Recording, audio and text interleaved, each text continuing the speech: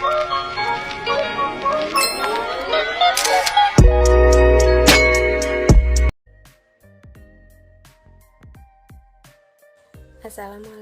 warahmatullahi wabarakatuh. Salam kenal semuanya. Perkenalkan, nama saya Siti Masito. Dan di sini saya mewakili teman saya, Nailil Hidayati. Saya akan menyampaikan materi dari media pembelajaran Drill and Practice. Jika ingin tahu lebih jelasnya penyampaian materinya, silahkan disimak ya teman-teman. Yang pertama, saya akan menjelaskan pengertiannya. Pengertian model pembelajaran Drill Practice, model Drill and Practice adalah suatu cara mengajar di mana siswa melaksanakan kegiatan latihan agar siswa memiliki keterampilan atau ketangkasan yang lebih tinggi dari apa yang dipelajari. Selanjutnya, istilah drill dan practice didefinisikan sebagai metode pengajaran yang ditandai dengan sistematis, pengulangan konsep, contoh, dan praktis. Masa drill dan practice adalah latihan yang disiplin dan berulang-ulang, digunakan sebagai berarti mengajar dan menyempurnakan keterampilan atau prosedur. Menurut pendapat metode Drill and Practice ialah cara pembelajaran yang diawali oleh contoh yang diberikan oleh guru atau pengajar, kemudian murid atau peserta didik akan mengikuti atau mengulang apa yang sudah dicontohkan oleh gurunya. Selanjutnya, metode dalam pembelajaran drill. Yang pertama, metode pembelajaran tanya jawab.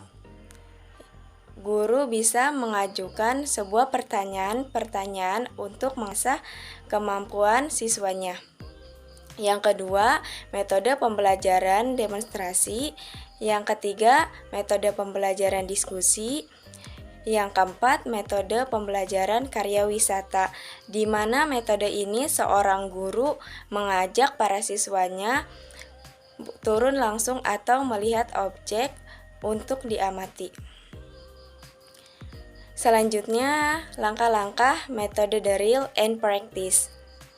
Yang pertama, asosiasi, di mana asosiasi ini dikumpulkan para siswanya atau disatukan dalam suatu pelajaran, biasanya berkelompok.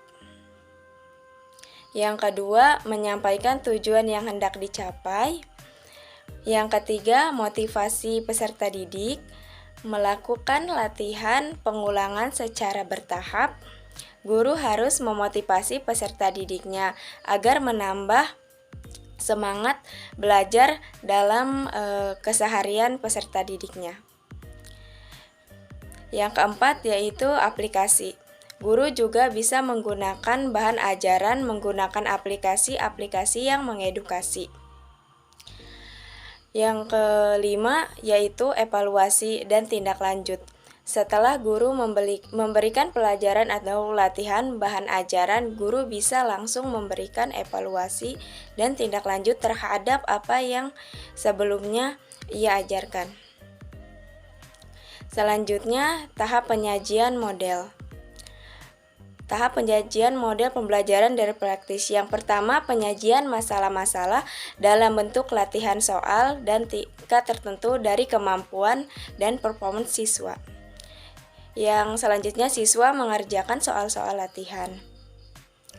Yang selanjutnya, pemrograman atau memprogramkan penampilan siswa, mengevaluasi, kemudian memberikan umpan.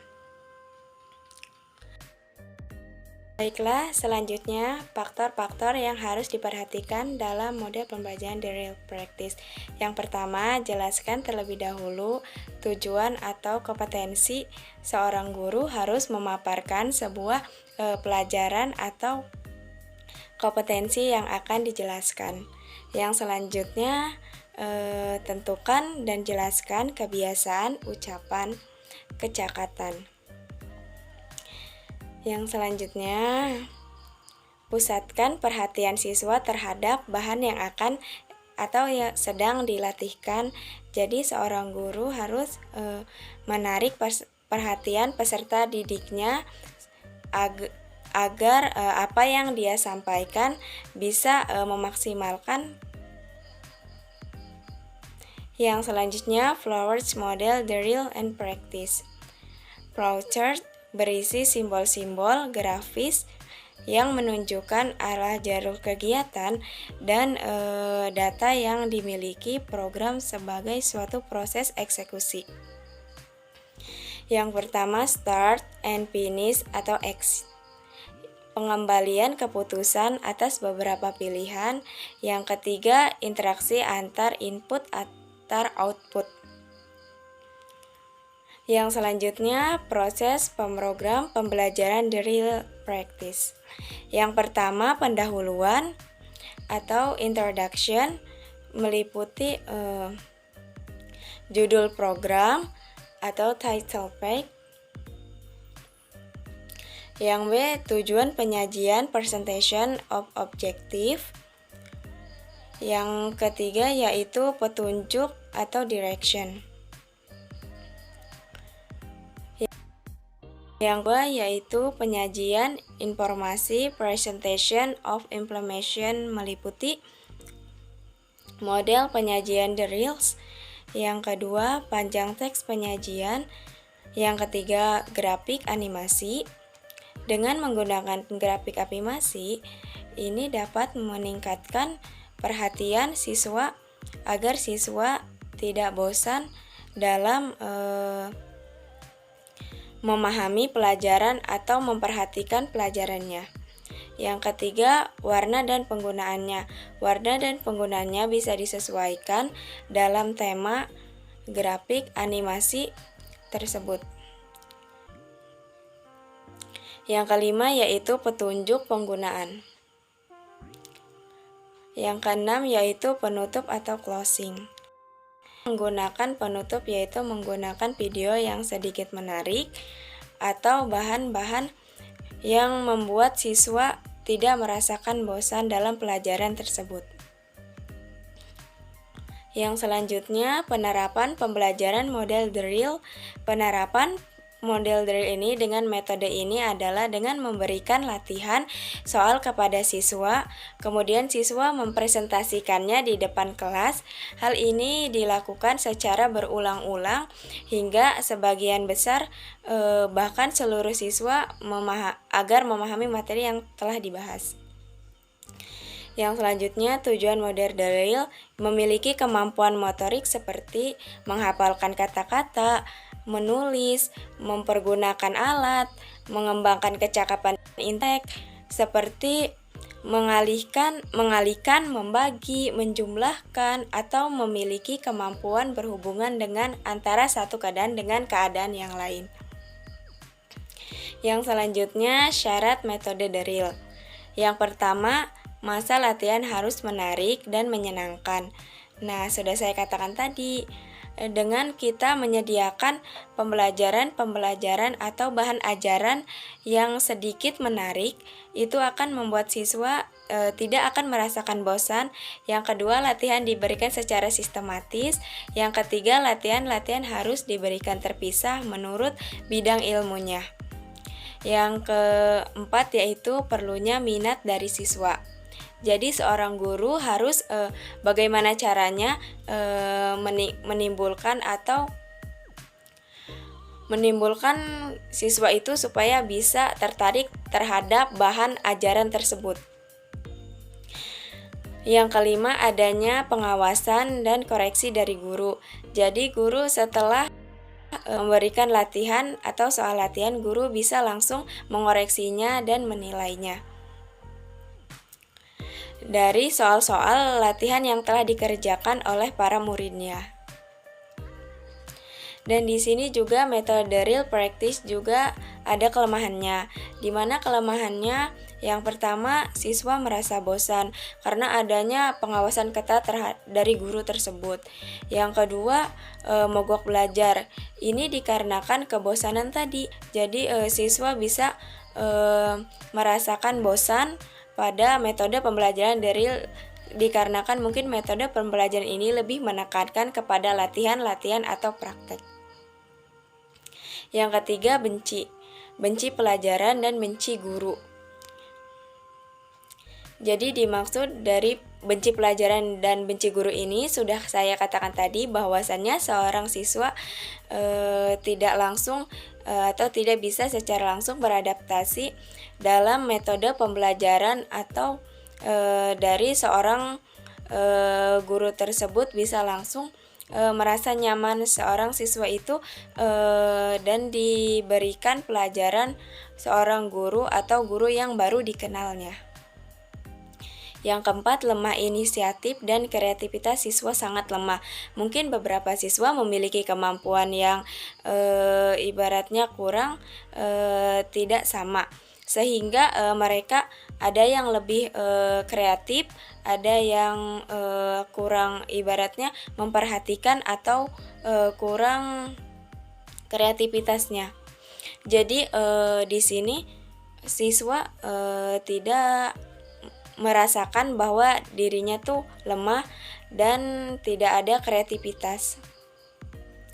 Padahal di metode ini seorang guru melakukan atau memberikan bahan ajaran dengan menggunakan metode drill agar meningkatkan kemampuan atau skill siswa. Yang kelima, asing. Siswa akan merasa asing terhadap struktur baru karena hanya mempelajari satu bidang ilmu. Ini yang membuat siswa beranggapan bahwa dia tidak harus mempelajari pelajaran struktur baru, padahal dengan mempelajari struktur baru mereka akan mendapat bahan ajaran yang lebih baik. Dan di sini juga ada kelebihan pembelajaran model drill. Yang pertama, siswa lebih luas melalui latihan yang berulang-ulang. Jadi dengan latihan yang berulang-ulang, siswa akan terus mengasah bakat atau skill mereka akan semakin tertonjol. Yang kedua, siswa siap menggunakan keterampilannya karena sudah disiapkan. Yang ketiga, guru lebih mudah mengontrol dan lebih mudah membedakan antara siswa yang disiplin dan siswa yang kurang disiplin. Nah, di sini juga guru lebih gampang menentukan siswa mana yang lebih rajin dan siswa yang lebih disiplin. Baiklah, selanjutnya karakteristik model drill and practice.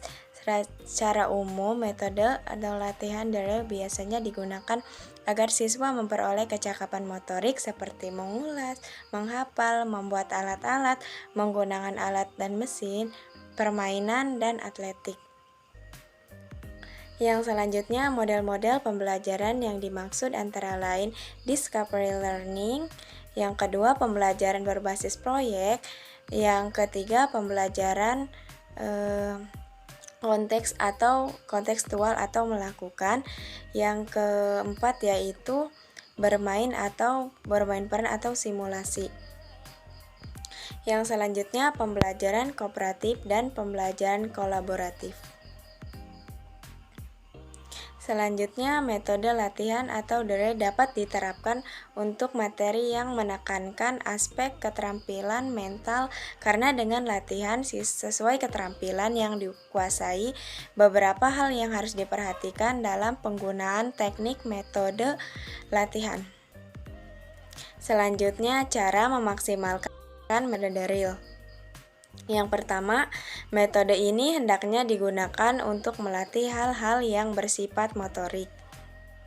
Yang kedua, sebelum latihan dimulai, pelajar hendaknya diberi pengertian yang mendalam tentang apa yang dilatih. Jadi seorang guru harus menyampaikan silabus atau pemaparan poin-poin yang akan diajarkan pada siswa. Yang ketiga, latihan untuk pertama kali hendaknya bersifat diagnosis. Yang selanjutnya, fungsi metode drill. Yang pertama, meningkatkan keterampilan siswa, bukan hanya meningkatkan keterampilan, tapi meningkatkan skill, bakat dari siswa tersebut agar lebih luas. Yang kedua, menanamkan kebiasaan-kebiasaan demi prestasi yang maksimal. Jadi seorang guru harus lebih memberikan edukasi atau menanamkan kebiasaan-kebiasaan supaya siswanya lebih berprestasi. Selanjutnya, saya akan membacakan kesimpulannya. Dari metode pembelajaran Drill and Practice ini bahwa dapat disimpulkan suatu metode pembelajaran yang disajikan melalui media atau komputer untuk meningkatkan keterampilan pengembangan kecakapan intelek, memiliki kemampuan skill yang luas menghubungkan antara suatu keadaan dengan keadaan yang lain. Dan di sini juga guru dapat lebih berperan besar dalam metode ini sehingga lebih gampang mengontrol metode pembelajaran ini. Wah teman-teman, apakah teman-teman sudah menyimak materi dari kami? Semoga bermanfaat untuk kalian semua ya. Saya akhiri. Wassalamualaikum warahmatullahi wabarakatuh.